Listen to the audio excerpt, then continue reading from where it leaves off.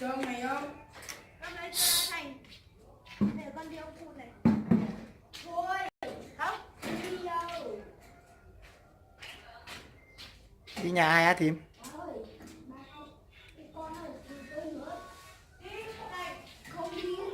Không. Không, cái chuyện này. Đưa ra đi. Không. Đang cái quả đâu? Trong cái bàn này. Mua. Không, này không. Tí nữa mình không cần phải gì. Không. Một tí thôi. Đi xuống nhau phụ về. Con mày cầm thế nào được? Mà trong một chợ. Nhanh. Ở đây này. Không. Đi vào bãi. Đâu đây, đâu đây. Nhanh.